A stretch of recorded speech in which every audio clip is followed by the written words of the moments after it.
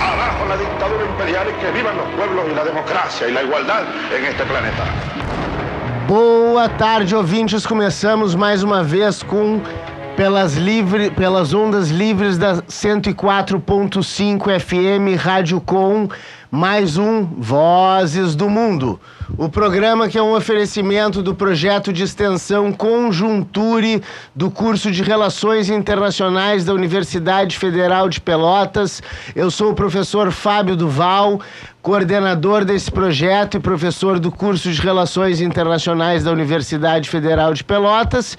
E hoje temos um programa bastante rico, né? Em primeiro lugar, eu gostaria de fazer um anúncio, né? Um anúncio que toca muito a Rádio Com, né? Que é uma apoiadora de primeira mão de todas as iniciativas progressistas, né? Que nós temos nessa cidade, nessa região sul do Brasil e por alhures nesse grande território brasileiro, já que estamos também nas ondas livres, às vezes não tão livres, da internet, né? Eu gostaria de anunciar amanhã, né? E é uma atividade que tem o apoio cultural da Rádio Com FM, além do apoio de uma série de outros sindicatos trabalhistas aqui da cidade de Pelotas, né? Podemos citar vários deles aqui, eu não vou citá-los todos com medo de me esquecer algum, né? Mas eu gostaria de fazer uma menção especial à Rádio Com, né? Que sempre nos deu apoio aqui, que sempre nos deu apoio para realizar esse tipo de atividade, né? Temos o apoio, eu estou com uma lista aqui, da UFPEL, do Sindicato dos Bancários, da Associação dos Docentes da Universidade Católica de Pelotas, da Universidade Federal de Pelotas, a qual eu represento, o Instituto Mário Alves, o DCE da Católica, o Sinasef, o Simpro-RS e o apoio cultural da Rádio Com, do CEPERS, do Sindicato dos Municipários, né? Todos esses que estão apoiando essa iniciativa. E qual é essa iniciativa? Amanhã, na sede da UFPEL, a partir das 19 horas da noite, para falar sobre a conjuntura brasileira atual, para falar sobre os problemas que nós teremos que enfrentar com essa nova configuração do poder no Brasil, teremos nada mais, nada menos que o Frei Beto, né? O Frei Beto, né, vai ter o lançamento de um livro pela Nomos, produtora independente, sobre a vida do Frei Beto e sobre o seu socialismo o seu socialismo, né,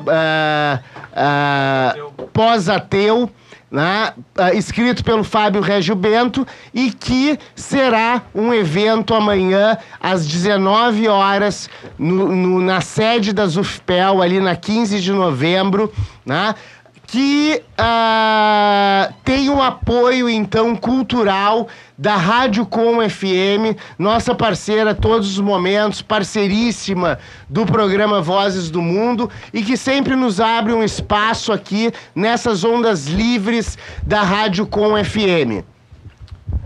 O Cícero vai falar. Lembrando que amanhã também, às 10h30 da manhã, tem eu já ia audiência. falar. Amanhã, às 10h30 da manhã também, uma promoção do GAIOMAN, do Grupo de Análises Estratégicas Oriente Médio e África Muçulmana, né, que contou com o apoio dos vereadores Ivan Duarte e Marcos Cunha para proporem essa audiência pública na Câmara de Vereadores.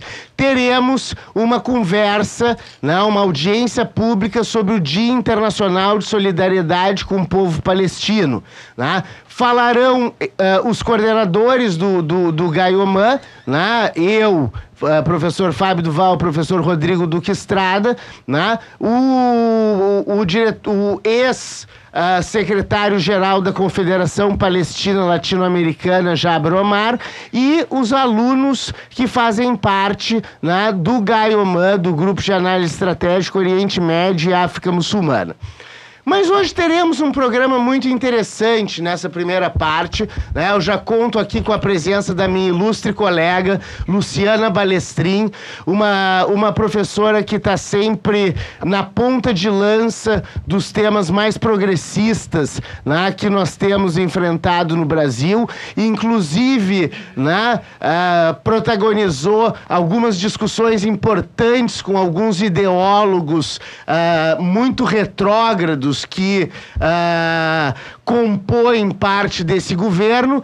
E hoje a professora Luciana vai nos ajudar aqui a entender um pouco do que é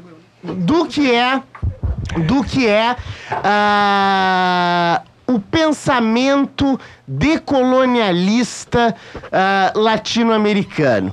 Em outras palavras, é aquela necessidade que nós temos e que vários autores, né, latino-americanos e inclusive europeus, como Boaventura de Souza Santos, trazem, né?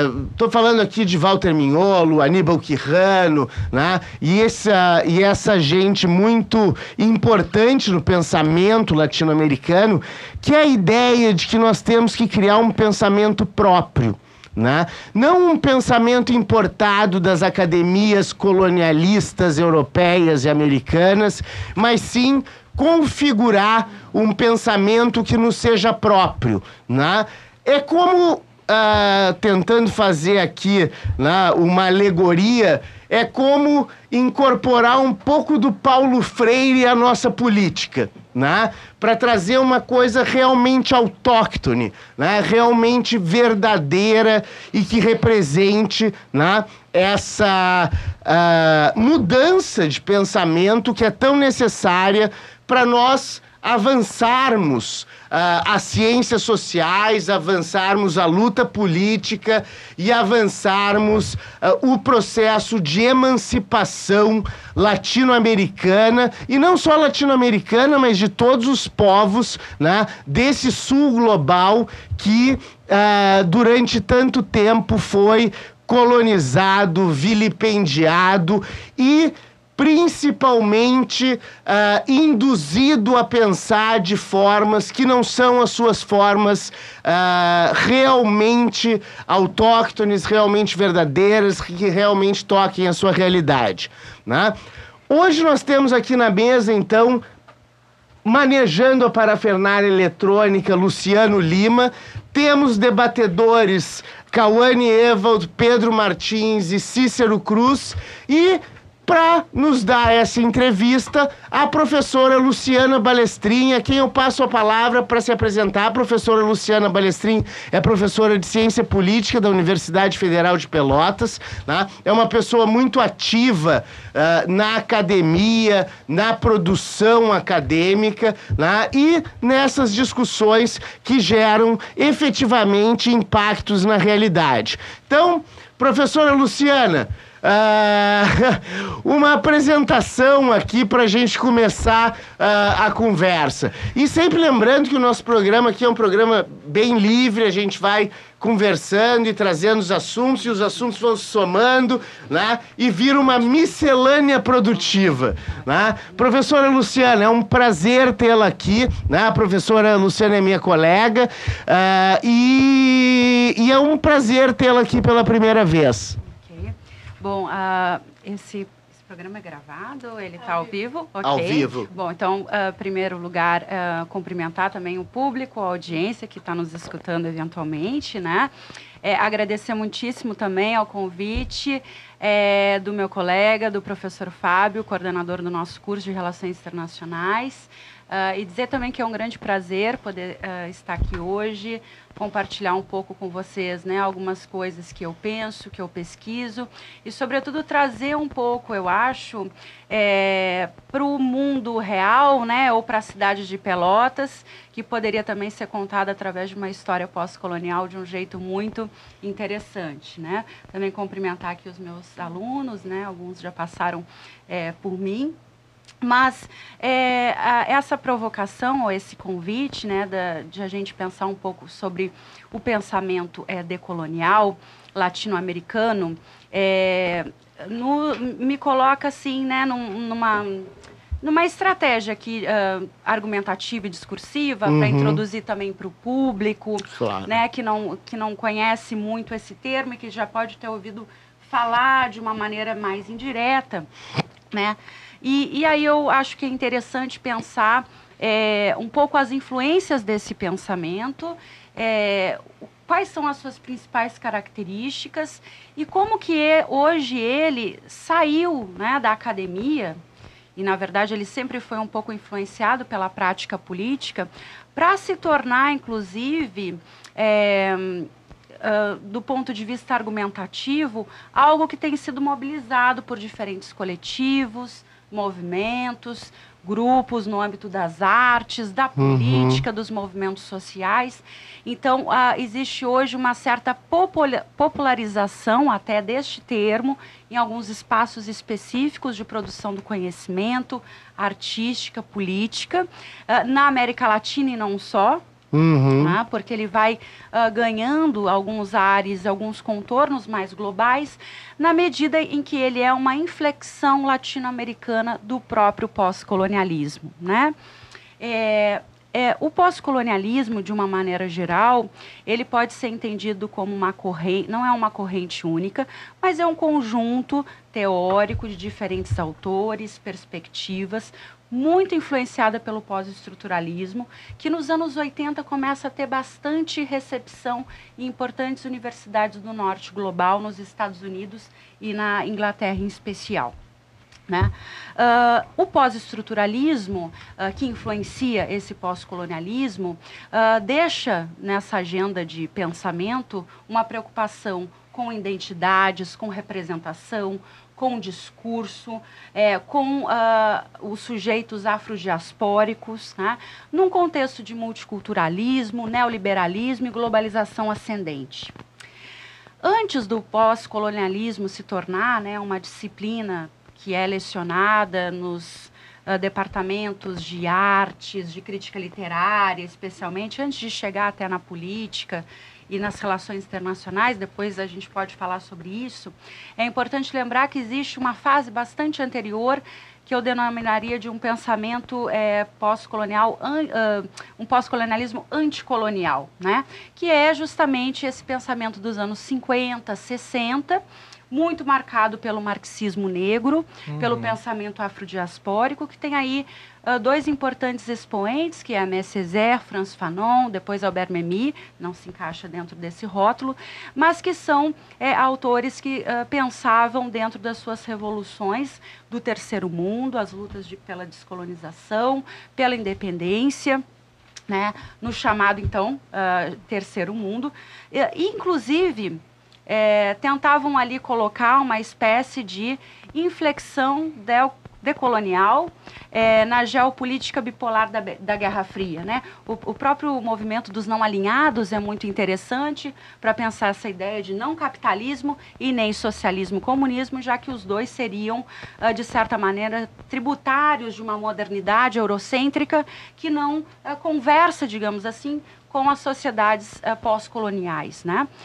E muitos antes desses autores ainda, há aqueles que são esquecidos, que são menos lembrados ou não são reconhecidos, que o Fábio, né, o colega Fábio trouxe aqui, que são alguns pensadores latino-americanos que desde o século XIX já pensam sobre autonomia, independência, integração. Então a gente pode dizer que o período pós-colonial da América Latina foi o século XIX. E isso desorganiza o cânone do debate pós-colonial global, porque até então ele pensava muito em termos de África e Ásia. A inflexão decolonial é reivindicar a América Latina com um lugar nesse debate e um lugar privilegiado, em vários sentidos. Como um laboratório experimental do colonialismo pela primeira vez, como um laboratório experimental do racismo sistemático em larga escala, associado ao colonialismo também pela primeira vez, e depois numa ideia um pouco mais pós-democrática, a gente pode pensar como um laboratório do próprio neoliberalismo pela primeira vez. Então, a América Latina ela tem uma importância muito significativa para pensar o que foi o encontro colonial, que é um encontro violento e que marca muito estruturalmente as diferentes sociedades receptoras, né, e colonizadoras, né, os colonizados e os colonizadores. Então, basicamente, a gente pode dizer que o pensamento pós-colonial e as suas diferentes inflexões, o pensamento decolonial, o anticolonial, correlatos, né, os autores sempre falam muito que os rótulos importam menos aqui para a gente, mas é pensar um pouco que o colonialismo, ele estrutura e desestrutura de uma forma muito perturbadora, violenta, às vezes criativa, é verdade, original, bonita, poética, mas quase sempre muito dramática a vida dos sujeitos que foram colonizados. Não é essa consciência, entre aspas, é uma consciência antiga na América Latina, mas o que é novo do ponto de vista... Por que hoje esse tema começou a vir à tona, né? Uns 10 anos, 15 anos para trás? Atrás, né? Aí a gente não pode se esquecer, e nisso, né, eu sei que a tese do professor Fábio fala, né, trabalha com Bolívia, que é uma espécie de prática decolonial na Constituição, né, ou seja, houve, né, aquelas revoluções,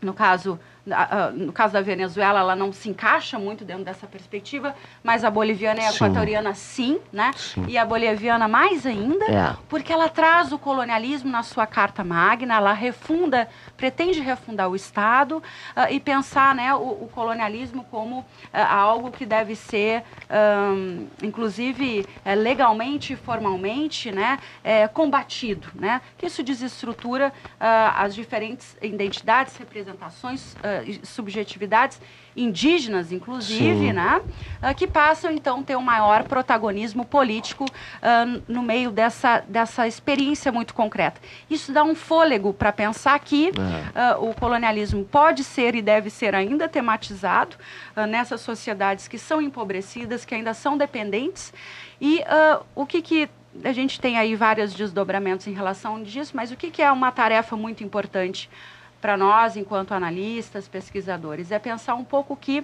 o colonialismo e o imperialismo, eles não se reproduzem naquela velha lógica, né?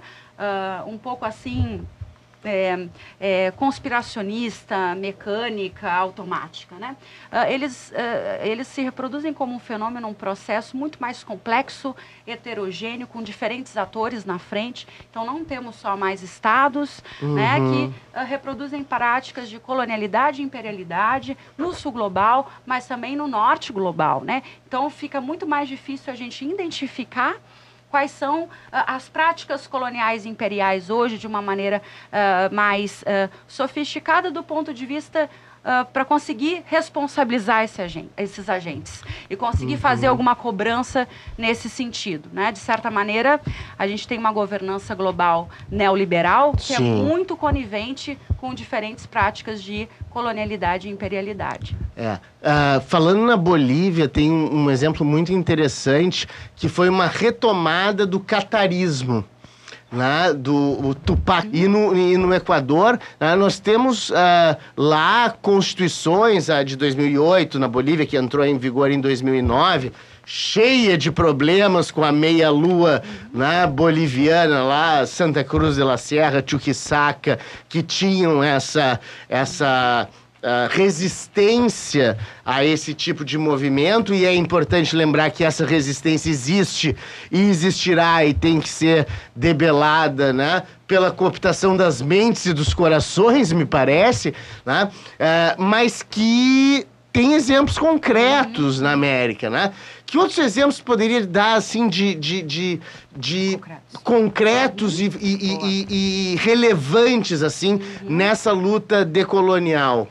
Olha, eu participei faz algumas semanas atrás de um seminário muito interessante no âmbito do MASP, que diferentes acadêmicos, pesquisadores levaram as suas intervenções, as suas pesquisas nessa área e contam, né, diferentes experiências. Vou dar duas. Por exemplo, uma intervenção mais direta nos museus. Né? Então, eu tinha comentado aqui sobre uma história pós-colonial, decolonial de Pelotas, né? Então, uma coisa é um museu sob uma perspectiva colonial, né? Sim. E nesse sentido, havia uma palestrante que tem, desde 2007, feito uma reforma no Museu Royal da Bélgica. Sim. Né? Teve ali um dos colonialismos mais violentos e Sim, sanguinários. Leopoldo I tinha um território privado no Congo belga, né? Exatamente, né? Com aquela prática, né, da decepação de mãos. Isso, para né? pagar os mercenários. Então, quer dizer, e essa ideia de decolonizar um museu, por exemplo, no caso da Bélgica em relação ao Congo, passa muito por uma outra leitura dessa história, né? Que não apologética aos colonizadores, né? Que violentaram a sociedade congolesa, né, como um todo, as suas diferentes etnias e conformações. Outro exemplo muito interessante, e aí nos toca, é no âmbito, por exemplo, dos currículos, dos cursos de diferentes áreas das ciências humanas, das relações internacionais também. Então, é pensar um pouco um currículo menos eurocêntrico, no sentido de pluralizar referências, né, latino-americanas, africanas, asiáticas. Não é necessariamente negar a importância do pensamento europeu, pensar que ali há uma paternidade de alguns conceitos, como, por exemplo, cidadania, mas é recontar um pouco a história, né? Do ponto de vista dos direitos humanos, que eu acho que vai interessar o Fábio, eu recebi uma divulgação de um livro muito interessante, que está sendo lançado por uma colega da Unicinos, que faz uma antologia das tradições ortodoxas e heterodoxas dos direitos humanos. Sim. Então, né, a tradição ortodoxa é um pouco aquela John Locke, né, Thomas Paine, né, são os pensadores mais europeus que trabalharam com declarações dos direitos dos homens, da humanidade, sem considerar, digamos assim, né, os colonizados. Já uma tradição mais heterodoxa, né, que não necessariamente precisa ser não europeia, porque Marx, dentro de um certo sentido, se encaixaria com alguns textos, a própria Mary Wollstonecraft também. Sim. Mas a gente poderia colocar o Aimé Césaire com um discurso sobre o colonialismo, Sim. o Poma de Ayala no Peru. Sim. Então, é recontar um pouco a gramática universal dos direitos humanos, considerando não só uma evolução etapista e eurocêntrica da conquista dos direitos civis, políticos e sociais, né? Se fala muito que na época da Revolução Francesa, os rebeldes revolucionários não foram capazes de reconhecer a importância da Revolução Haitiana. Exatamente. Né? Então, essa é uma grande contradição do iluminismo ou mesmo de um pensamento revolucionário mais centrado num sujeito, né? Homem, branco, europeu, ainda que proletário, ainda que pobre, né, e que pretendia revolucionar as estruturas mais profundas de desigualdade econômica. Né? Tu falaste dessa questão de uma visão decolonialista das tradições da cidade de Pelotas, né? E aí me ocorreu aqui o meu primo negro, o Daniel Amaro, que é coreógrafo importante, ele tem feito um trabalho muito importante, que é a dança dos orixás, que ele apresenta em locais que foram locais de sofrimento negro. Então vai lá nas charqueadas e monta um espetáculo trazendo a cultura dos orixás, trazendo a cultura do quanto, não caindo só na questão do drama do drama do sofrimento, mas principalmente no papel da invenção. né? No papel da invenção. Isso me parece louvável, assim, né? Dentro dessa perspectiva. É ressignificar o lugar, né? E por acaso, assim, nós demos uma entrevista juntos ali, ele deu primeiro, depois eu dei, na frente do Museu do Doce. Aqui na volta dos casarões neoclássicos da Praça Coronel Pedro Osório. E uma das coisas que veio à tona é... Tudo isso que vocês estão vendo aqui foram construídas por mãos negras, né? Que ficam esquecidas na história, né? A própria história do doce de Pelotas, né? Exato! Né? Quer dizer, das pessoas escravizadas, né? Exato! É uma releitura que precisa ser feita para valorizar exatamente...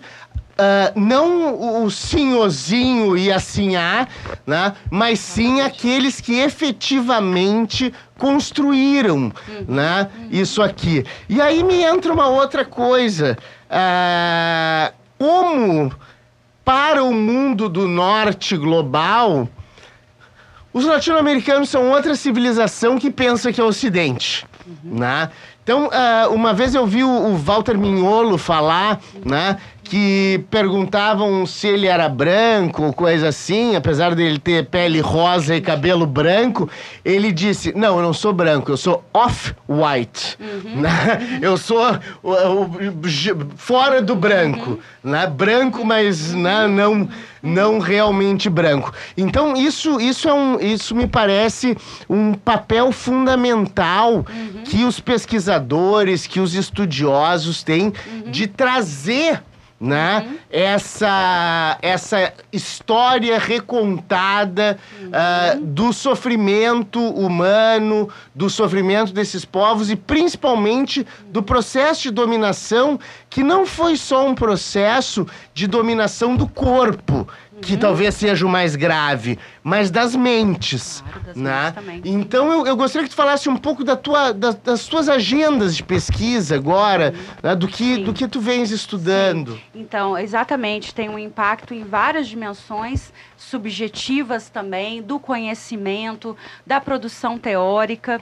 Então, é um pouco isso, né? Pensar que uma perspectiva pós-colonial, ela parte de um pressuposto de que as relações de poder globais que vão estruturar o fazer teórico, elas também reproduzem relações de dependência acadêmica, não é? Isso claro. Que a gente trabalha um pouco. Tem aqui, e eu ia justamente entrar nesse aspecto, eu acho que tem uma coisa super interessante para a gente pensar, por exemplo, as relações internacionais, né? Sim. Porque esse debate chega na nossa área disciplinar somente nos anos 90, tá?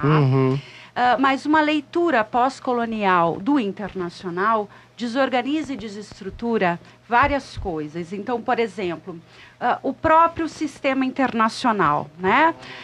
Pensar um pouco assim, o outro lado do sistema internacional, né? Aquilo que alguns autores falam no dark side, né? O lado obscuro do sistema internacional, que é um lado, por exemplo, que tem a ver com a escravização dos seres humanos na África, o seu transplante, né, para as Américas, né? Quer dizer, todo um comércio internacional que foi mobilizado pelo colonialismo e que foram muito importantes para pensar o sistema internacional, para além do mito fundador de 1648, da Paz de Westfália. Sim. Né? Por exemplo, questionar um pouco aquela ideia de que as relações internacionais foram uma disciplina criada em 1919 para manter a paz no mundo, né? Quer dizer, pensar as próprias guerras mundiais como guerras europeias, mas que depois envolveram, né? Então, pensar, por exemplo, o genocídio indígena como talvez o primeiro holocausto. Claro. Né? Então, é um jogo de releituras mesmo, como a Aimé Césaire fala, né, num trecho muito provocativo do discurso sobre o colonialismo, ele diz o seguinte, né, que o que muito chocou no horror do Holocausto foi justamente a experiência colonial aplicada para dentro da própria Europa. Sim. Né?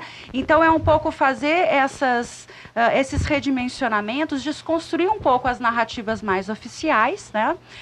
Agora, é claro, né, com esse cuidado, né, de não rejeitar os direitos humanos, Claro. né, quer dizer, fazer uma crítica ao eurocentrismo dos direitos Claro. humanos requer muito cuidado, porque esse momento do Brasil e do mundo, nós não estamos em uma posição né, de fazer isso nesse momento. Então, temos que lutar pelos direitos mais básicos, que são os direitos civis, políticos e sociais, que estão ameaçados, estão em retrocesso em vários lugares. Então, é sempre uma crítica muito delicada de se fazer. Do ponto de vista da importância desse debate, eu queria comentar para vocês que, junto com essa onda autoritária e conservadora, né, que tem ocasionado numa espécie de onda global de desdemocratização, a gente tem visto algumas ofensivas neocoloniais, né? Sim. No ano passado, isso é um dos trabalhos que o meu orientando de iniciação científica e TCC faz, né, o Felipe, é um artigo que foi publicado, né, pela Third World Quarterly, que chama The Case for Colonialism, e que esse autor, né, um autor dos Estados Unidos, ele defende uma espécie de governança neocolonial, ou seja, uma junção de neoliberalismo com o neocolonialismo, né, tentando advogar aí, né, pela civilização ocidental, pelos seus valores. Então, a gente tem muito falsificacionismo histórico também, Claro. negacionismo histórico, e nesse artigo ele passa ao largo do que foi, né, o genocídio, as violências coloniais e o próprio fato de que o colonialismo é, pela ONU, uma prática condenada, ilegal, né? Então, isso também está entrando nessa...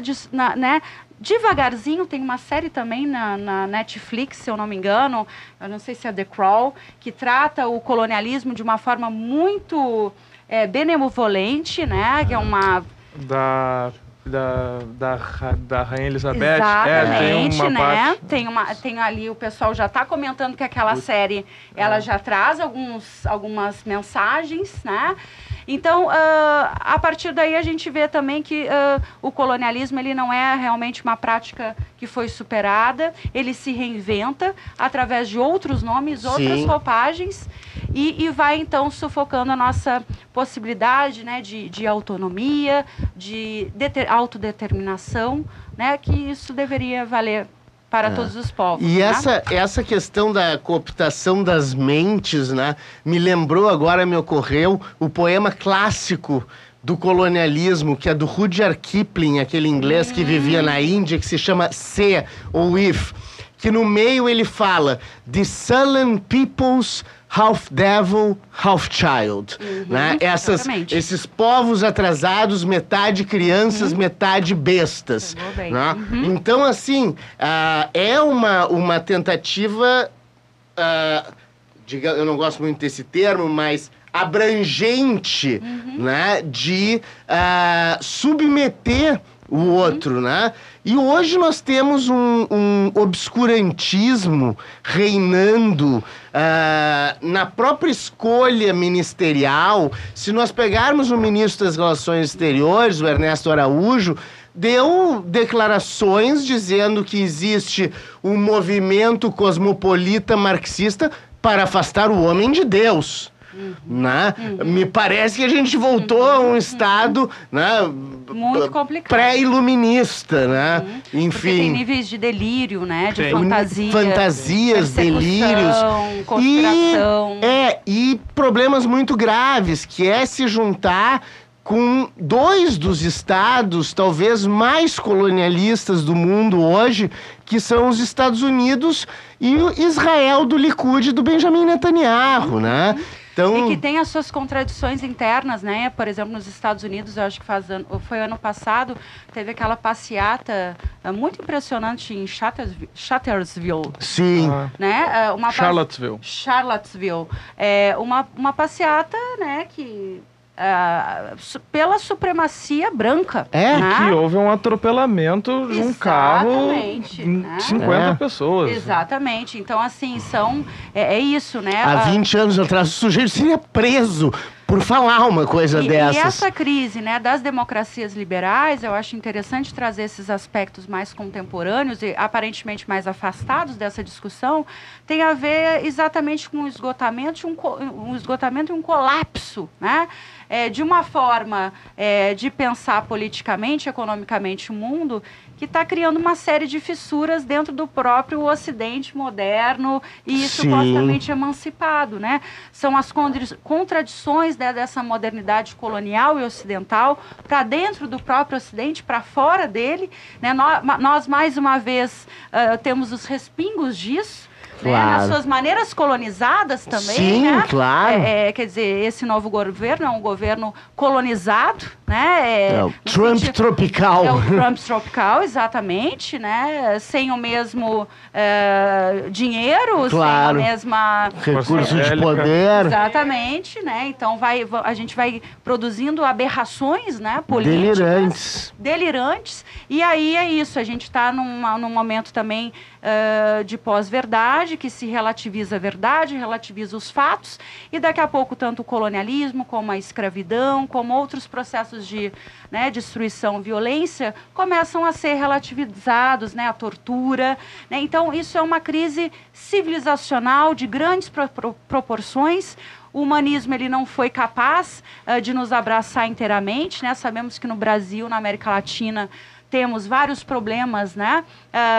Mesmo com governos democráticos, né? Que tem a ver com de violação de direitos humanos, né? Mas, quer dizer, esse mesmo humanismo que foi precário, que foi parcial para pensar os povos e as sociedades pós-coloniais, ele não está mais dando conta de responder, né, as proteções, os avanços que a gente precisa em termos legais, porque hoje se erege uma ordem, não é uma ordem, mas existe uma fissura que discursos anti-humanistas têm sido colocados, né? Então esse é o ponto que eu queria chegar. O governo que foi eleito no Brasil, ele é diferente, por exemplo, do Macri, que é inclusive mais civilizado, entre aspas, obviamente, ironia, mas esse governo ele tem aí, ele tem discursos protofascistas, discursos fascistoides, e ele tem também traços anti-humanistas, né? Por exemplo, o apoio à quebra da placa, né?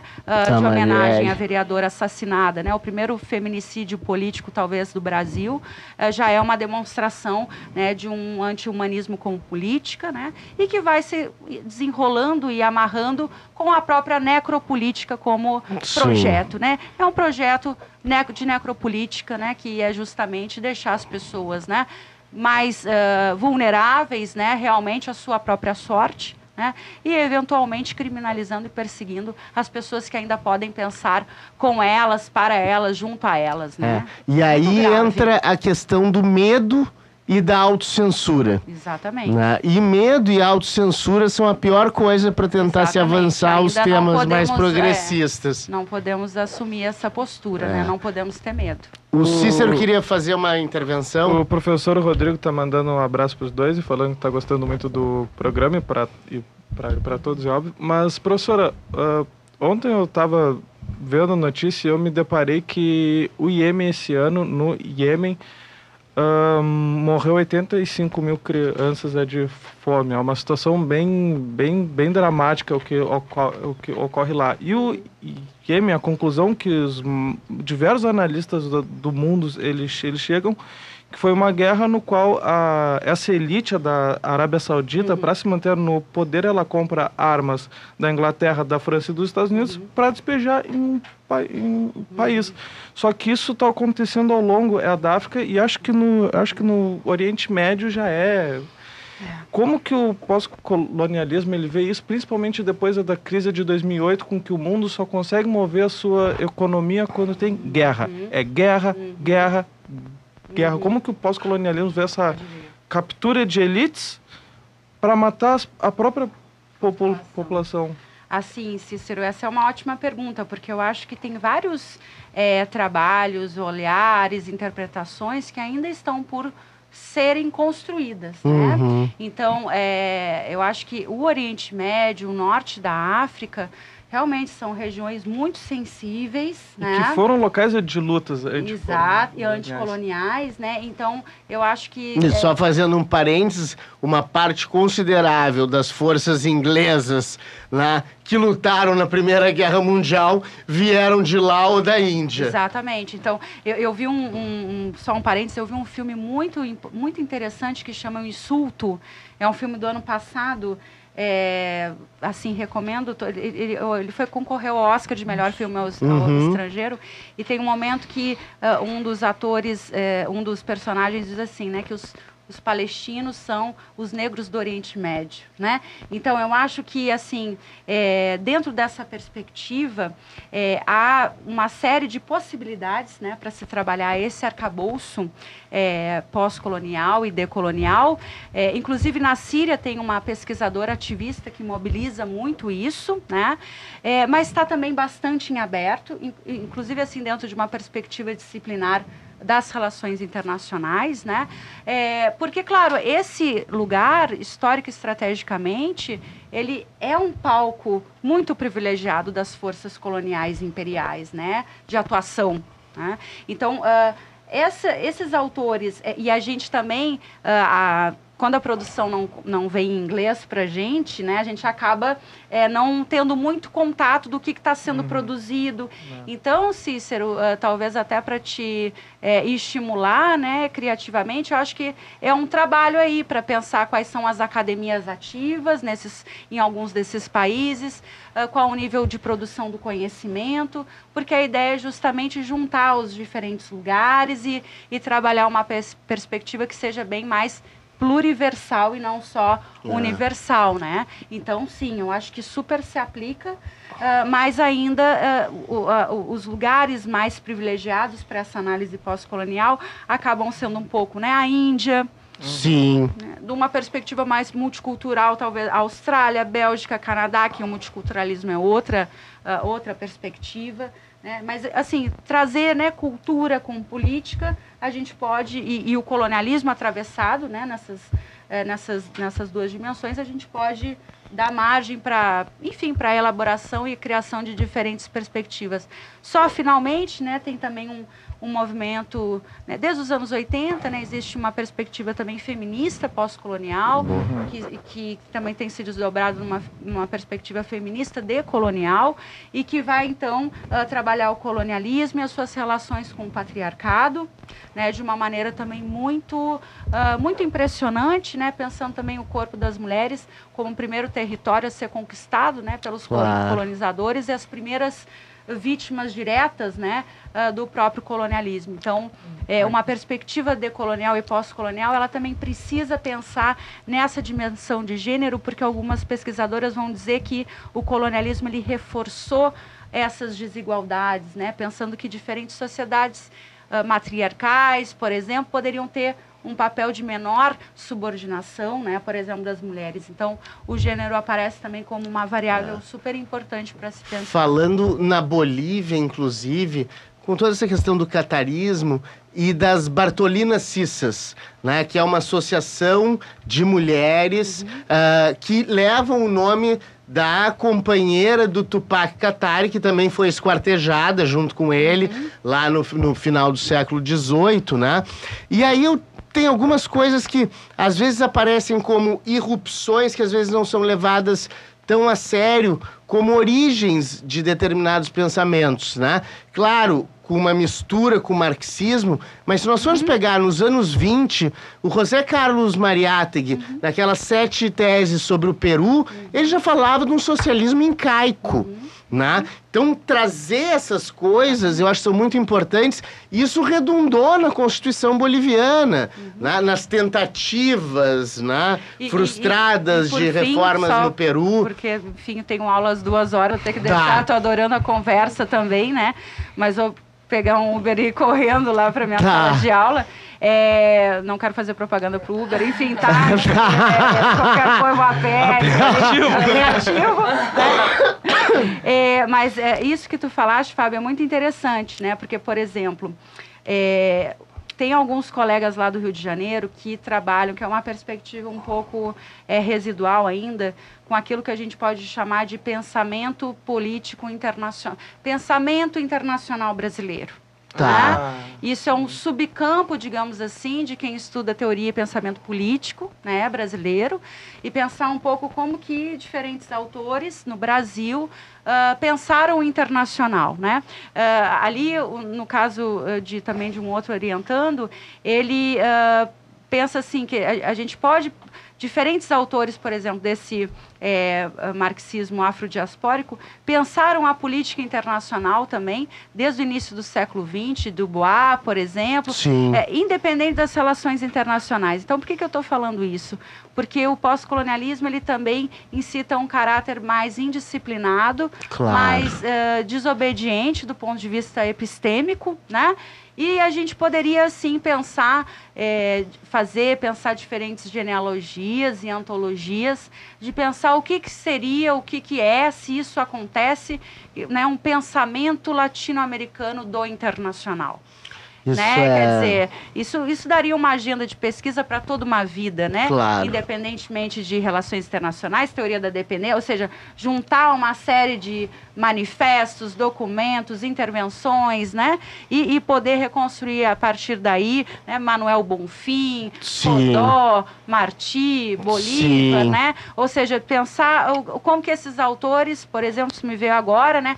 Leem a política e a ordem internacional do seu tempo, né? Então esse é o trabalho pós-colonial, decolonial, né? De reconstruir, de reler, de trazer, né, à tona, de enfrentar os silenciamentos, nunca de dar voz, porque a gente sabe que a academia ela é limitada nessa ideia de dar voz, né? A Spivak ensina isso pra gente, não pode o subalterno falar, né? A academia ela não faz o subalterno falar, inclusive ele vira um objeto da academia. Exatamente, né? Então a gente sabe que a gente tem aqui na universidade, na pesquisa, essa limitação, né? Quer dizer, mas obviamente isso não precisa, isso pode ser rompido com diferentes diálogos, né? Com movimentos, enfim, sociedade de uma maneira geral. Um programa como esse, né, que fala também para o público amplo e conhece um pouco o que a gente está pensando, fazendo dentro da universidade, né? Torçamos para que os movimentos sociais não sejam criminalizados. Nem nós, né? E nem nós. A professora Luciana tem que sair agora para dar aula. Eu agradeço muitíssimo a tua presença, foi super ilustrativa. São pontos que e esse programa tem esse objetivo, né, que é trazer esses temas acadêmicos para uma linguagem palatável e que mostre a influência na vida comum das pessoas, né? Claro. E eu te agradeço muitíssimo e te abro para considerações finais. Tá bem? Valeu. Bem, então é isso, elogiar esse espaço, essa abertura e dizer que nós temos um desafio muito grande pela frente, que tem a ver não só com uma ofensiva neocolonial disfarçada sob diferentes frentes, mas também uma ofensiva autoritária, né, uma ofensiva anti-humanista, né? Então temos aí a democracia num sentido bem mínimo, bem básico, sendo ameaçada, né? Coisas que são condenáveis do ponto de vista jurídico sendo relativizadas, aceitas, né? Como por exemplo a tortura, né? Então o Brasil ele deu um passo cujo retrocesso ele é incalculável, né, do ponto de vista humano e da sua proteção, né, enquanto ser vivo, né, eu acho que o ambiente também, ele vai ser, né, a Amazônia em um ano, né, teve agora um pedaço de desmatamento que foi inclusive visível em satélite, né? Então a gente está entrando numa quadra histórica, num momento histórico, que a gente vai precisar de muita união para defender valores bem básicos de humanidade, democracia, igualdade, talvez de uma forma bem inédita, né? Porque nos anos 30 e nos anos 60, 70, pelo menos as pessoas tinham vergonha de dizer que torturavam, né? No caso dos estados burocráticos autoritários da América Latina, né? Agora parece que essas pessoas elas perdem a vergonha de dizer que a crueldade é um valor, né? A desumanização vira algo aceitável, né? Então a gente realmente vai ter que travar uma batalha argumentativa, discursiva em torno da sobrevivência mais básica de todo ser humano. Isso é muito perigoso e inédito historicamente, né? Eu agradeço muito a professora Luciana, sua presença aqui, principalmente nesse momento em que se desmantela a República e a palavra de ordem tem que ser resistência. Aguardamos o ouvinte no próximo bloco. We will make America great Abajo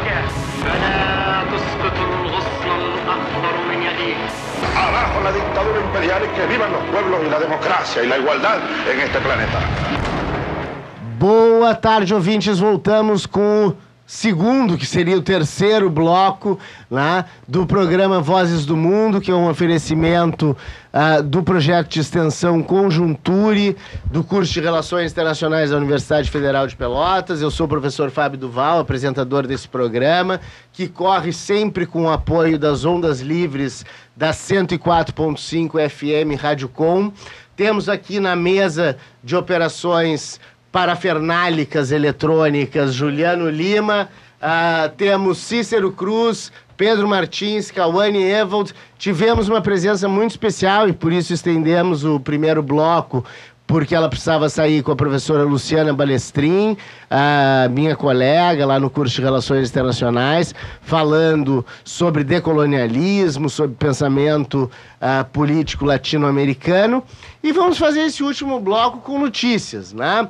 Eu vou abrir um pouco mais para os debatedores da mesa falarem, porque nós meio que monopolizamos aqui o primeiro bloco. E antes disso, eu gostaria de lembrar, mais uma vez, o forte apoio que a Rádio Com FM, na divulgação e no apoio cultural, tem dado para o evento de amanhã, dia 29, quinta-feira, às 19 horas, na sede da ZUFPEL, com apoio de vários sindicatos da Universidade Federal de Pelotas, né, que é uma palestra com nada mais, nada menos que Frei Beto, né, um homem de uma envergadura monstruosa, né, monstruosa no sentido de grande, apesar de ter passado por várias monstruosidades ao tempo da ditadura. Seu livro Batismo de Sangue, o filme Batismo de Sangue também, né, retratam tudo isso. Então é um homem muito especial que vai falar amanhã a partir das 19 horas na sede da ZUFPEL. Temos o apoio da Rádio Com FM e eu peço só para as pessoas chegarem antes, né, para garantirem os seus lugares, né, porque, enfim, né, é um evento que provavelmente vai ter uma tendência muito grande. Aproveitem e se inscrevam também lá no documento que tem no evento do Facebook. Já não tem não mais? Tem documento, Cícero, esqueçam essa informação. Não tem inscrições, é livre, é pela ordem de chegada. É pela ordem de chegada. Não, tá? Então cheguem antes. E lembrando também que às 10h30 da manhã, uma promoção do Gaioman, Grupo de Análise Estratégica Oriente Médio e África Muçulmana, que contou com o apoio, né, dos vereadores Marcos Cunha e Ivan Duarte para conseguirem essa audiência pública, na qual eu, o professor Rodrigo, o professor Jaber Omar e mais alunos participantes do Gaioman vão falar acerca do Dia Internacional de Solidariedade com o povo palestino, né? Então temos 2 eventos importantes amanhã, né? Agradeço muito a Rádio Com pelo espaço de divulgação, alguns temas da semana aí para nós discutirmos. Quero que certos integrantes se formem logo. Rolou uma certa... Então, esses 2 países, eles estão, né, um culpando o outro, um acusando o outro de violação dos direitos marítimos internacional, que, na verdade, foi uma convenção que os 2 países aderiram nos anos 90, que foi a Convenção das Nações Unidas sobre o Direito do Mar. Então, em virtude disso, as relações dos 2 países, né, estão bem acirradas. Só que, na verdade, não tem muito o que a Ucrânia fazer, porque quando Vai fazer o quê? Vai ficar só brigando, porque, na verdade, quando a Rússia, então, a Crimeia, a península, né, da Crimeia se anexou à Rússia, a Rússia tem, então, os 2 pontos de passagem de um mar para o outro, que dificulta, então, aí... Sim. E é preciso lembrar que depois da crise que houve lá, o que eles chamaram, né, de Revolução de Euromaidan, ou da Praça de Maidan, os acordos de Minsk 1 e 2 que foram feitos em 2015, eles praticamente não tiveram utilidade nenhuma, porque a Rússia ela apoiou com armas e até com bateria antiaéreas, estacionou 40 mil soldados na fronteira da Ucrânia e fragmentou ali com a República de Donetsk, com a República Popular de Donetsk, a República Popular de Lugansk e tem mais alguma outra que eu não vou lembrar o nome, talvez eu nem consiga falar.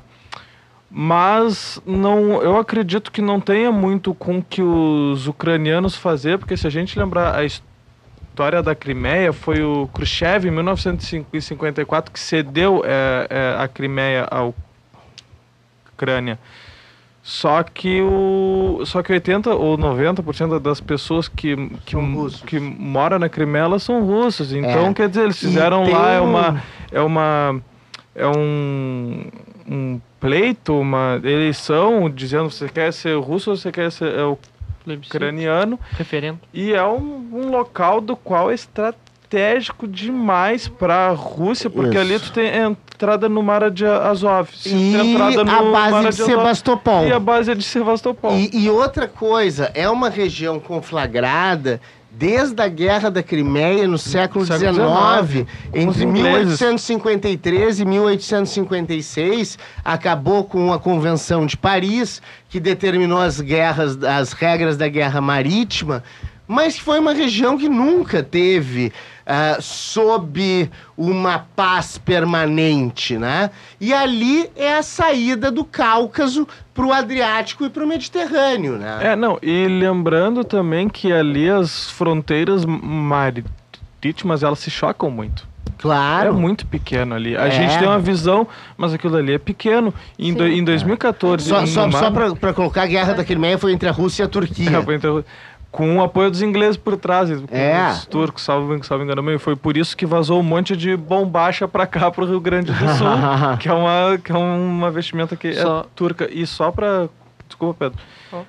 Em 2014 já teve ali já não é a primeira vez em que algum país que quer entrar na OTAN ou a OTAN tem algum problema com os russos ali. Em 2014 eles deram um ataque eletrônico contra 2 barcos dos Estados Unidos e o Congresso norte-americano ficou louco. Então, quer dizer, uma região super sensível que qualquer movimento mal executado ali, não sei nem quais são as consequências, que a gente está tratando de rivalidades antigas, seculares. O que a Rússia está acusando é que os ucranianos atravessaram o mar territorial russo com fragatas da Marinha. Por isso que eles abriram fogo e capturaram. E, segundo eles, eles estão infringindo as normas da Convenção de Montego Bay, né, da Jamaica, o direito de livre passagem inocente, desde que sejam com navios mercantes, etc. Isso. Como seria uma manobra militar, por isso que a Rússia aprendeu. É a mesma coisa, o mar hoje está em voga. É a mesma coisa que está acontecendo no Mar do Sul da China, sob os protestos das Filipinas e dos Estados Unidos, que fazem de 3 em 3 meses operações militares lá, em função da demanda dos chineses por considerarem territórios as ilhotas que existem no Mar do Sul da China.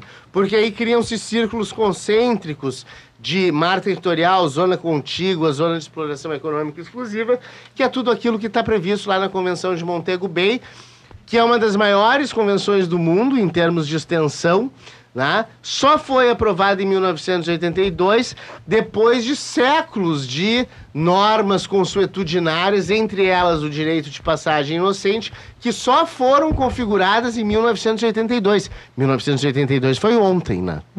E a Ucrânia estabeleceu, foi votar no Congresso a implantação da lei marcial, E eles falaram que estão preparados para uma invasão russa.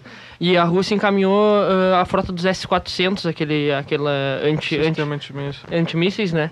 Para a Crimeia, e eles dizem que eles estão cobrindo assim, aéreo todo o Mar Negro, toda a região do Mar Negro. Cobre. Então, cobre, né? E então tá um clima de tensão na região. Sim. Não deve estar sendo fácil para os ucranianos, porque desde 2014 a economia da Ucrânia vem em descenso.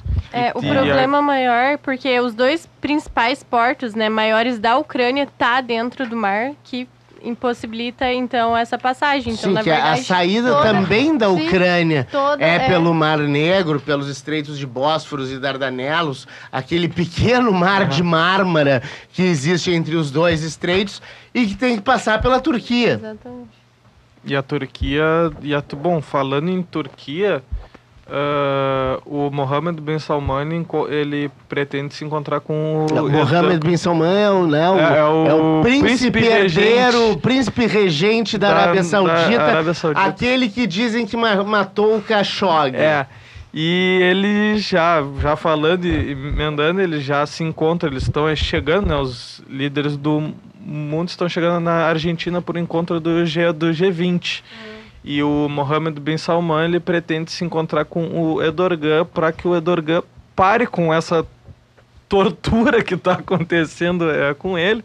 Mas eu acho que em função do que ele fez com o Khashoggi, acho que essa tortura ainda vai um pouco longe. Exatamente. A coisa tem muito pano para manga lá, né? Ainda mais porque nós temos ali configurações meio espúrias, né?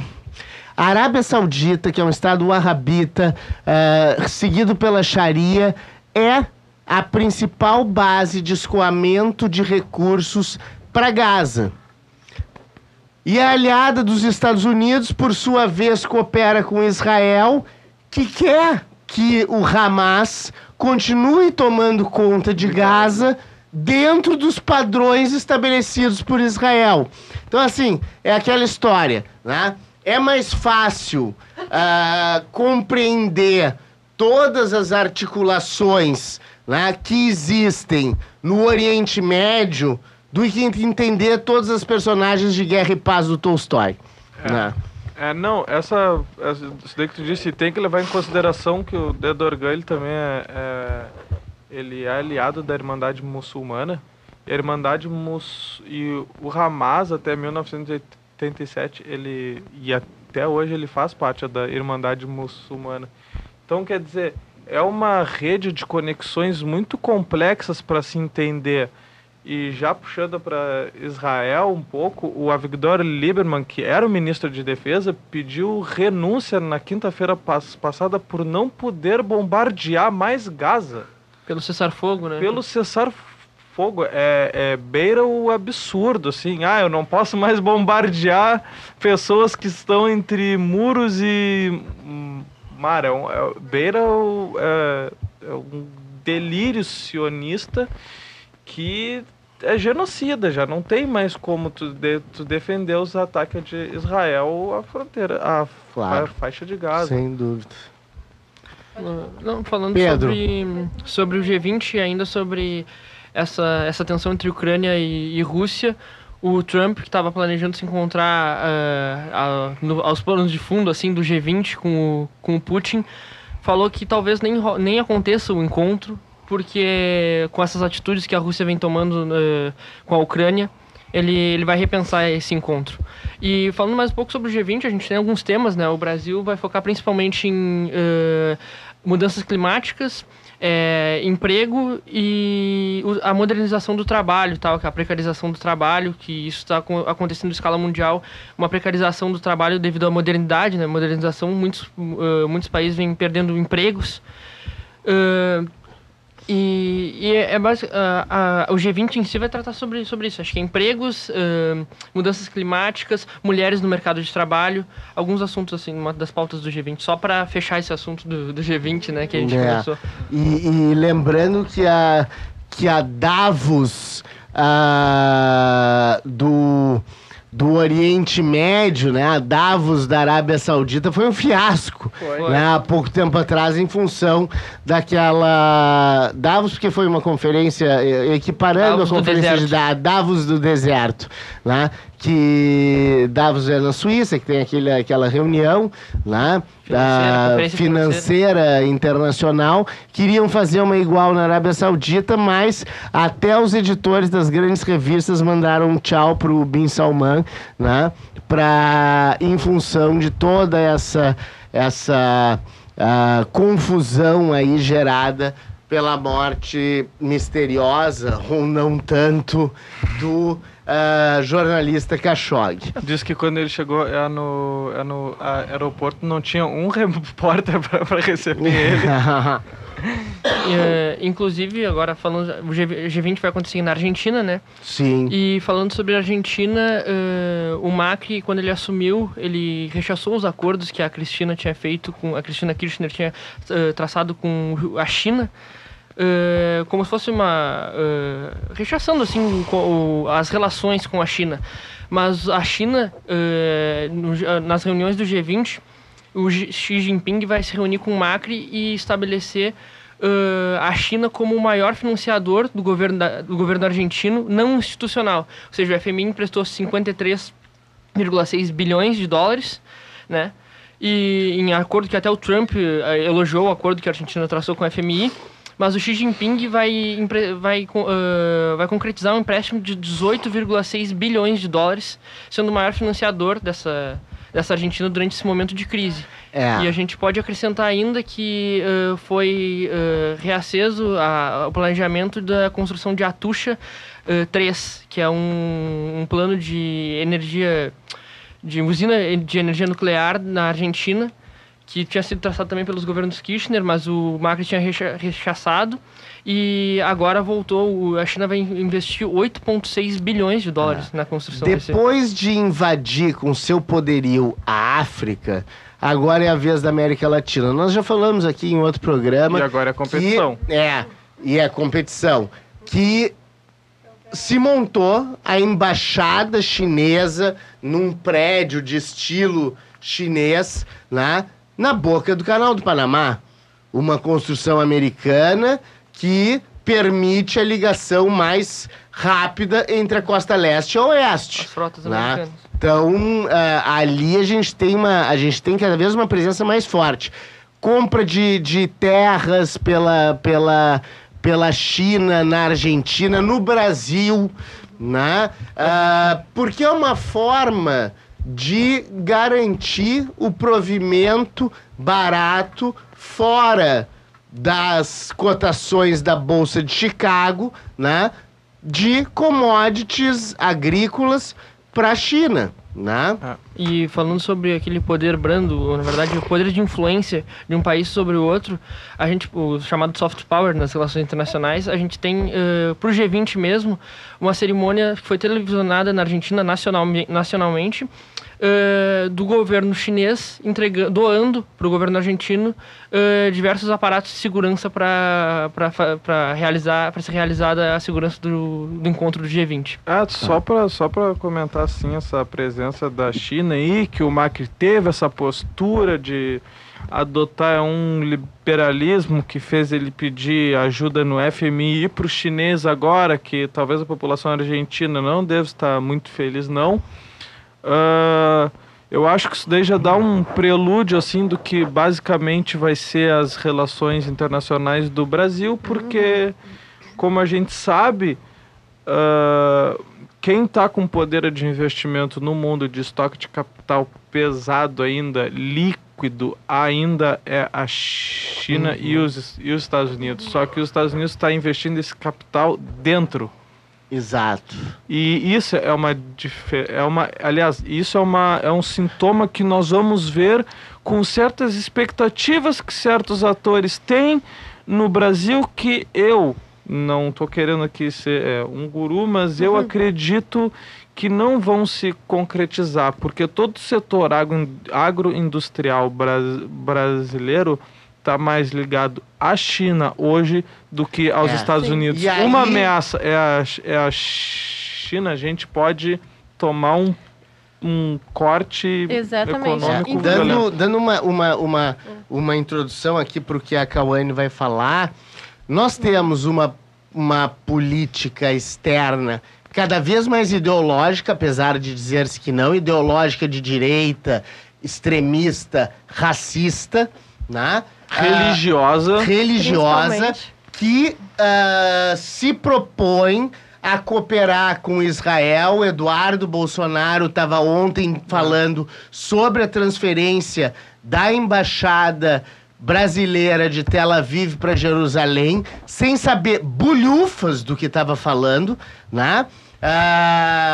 Tem até uma charge que saiu que ele é o ministro das Relações Exteriores agora, depois de ter colocado o bonezinho do Mossad. Não, e né? ele tava com o boné do Trump 2020. Isso, né? Então, assim, é uma política subalterna, é uma política leviana e é uma política que, apesar de se chamar não ideológica, é extremamente ideológica e, digo mais, burra. Ou, como diria o amado servo, subserviente. Subserviente. Então, continuando na questão da nossa política externa, né, e do Ernesto Araújo, que então é o novo ministro de Relações Exteriores, né? Será futuro, a partir de janeiro. É nosso futuro ministro, que na verdade, e ele dá declarações, continuando um pouco nessa questão da China, por exemplo, que o Brasil não vai dar suas riquezas, vender, né, suas riquezas, e não vai fazer relações com países que tenham ditadores, com países que tenham teor comunista, né, com países... Enfim, levando em consideração que a China, né, é um dos maiores exportadores, né, importadores, aliás, do Brasil. Exportadores também. Também, mas, e que quero ver, então, se na prática muito do que ele diz, né, vai se consolidar e como que daí nós ficaremos nisso tudo, né? É que eu, particularmente, pelo que eu ando lendo, assim, eu não ando seguindo muito essa pauta, porque eu não tenho, talvez, estômago para tanto, mas... É preciso ter esse... Pelo que eu tô vendo, já começa a se anunciar dentro do Itamaraty uma oposição muito forte, que ela perpassa a direita e a esquerda. O que está se falando no Itamaraty é de até um esvaziamento do corpo diplomático em não concordar com o trabalho histórico que tem sido feito lá e com as vontades de alguém que demorou 30 anos para ser embaixador e tinha sido diretor de comércio de uma pasta meio outside, nunca teve em grandes cargos, nem em grandes embaixadas. Nunca dirigiu uma embaixada e de surpresa anunciam ele. Então parece, e ainda mais, vamos ser sinceros, o Itamaraty e o Exército são umas hierarquias ainda muito rígidas. Mas e são difíceis de tem se uma quebrar. diferença do Itamaraty para as Forças Armadas. Claro. As Forças Armadas, a ascensão se dá por carreira.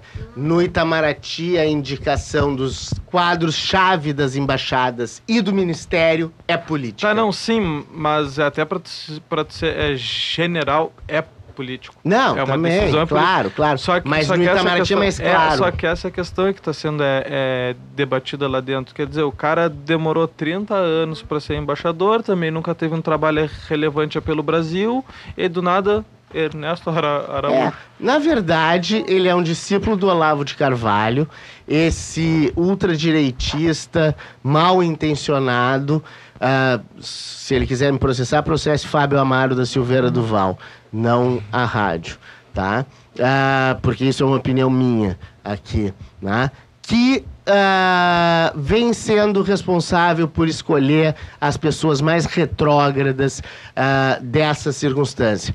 O Ernesto Araújo, ele chegou a falar numa entrevista que existe um complô marxista mundial para afastar o homem de Deus. Nós vivemos num estado laico. Vai lá, Cauane.